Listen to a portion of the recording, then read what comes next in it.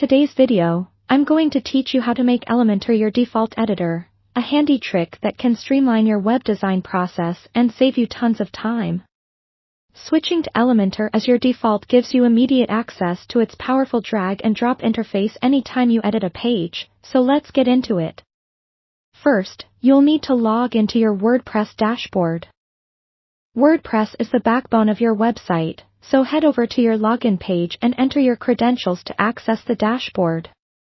Once you're in, direct your attention to the left-hand side of the screen where the menu is located. You are going to scroll down until you reach Plugins, then click there.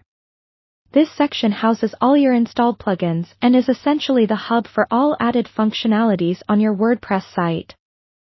Upon clicking Plugins, you'll see a page displaying all your installed plugins, both active and inactive ones. For this process, you'll want to ensure that Elementor is installed and activated.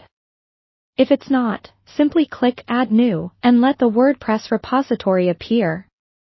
From there, type Elementor into the search bar, find it in the results, and press Install Now.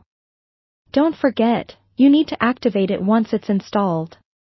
Now that Elementor is activated, go back to your dashboard.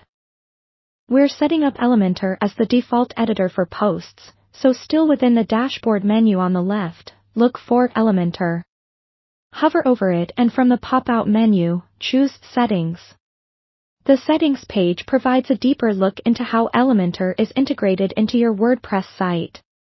Under the General tab, you're going to see a section titled Post Type. Here is where you can control which types of content Elementor will be used as the primary editor.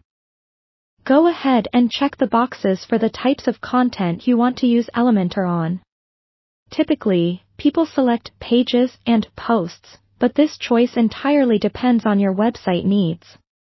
Once you've made your selections, remember to scroll to the bottom and hit Save Changes. This step ensures all the settings you've chosen are applied. Without clicking that, any selection you made won't be retained, so don't let that step slip by. Now that Elementor is the default editor for your chosen content types, whenever you choose to edit a page or post, Elementor will immediately open up as the primary interface for editing.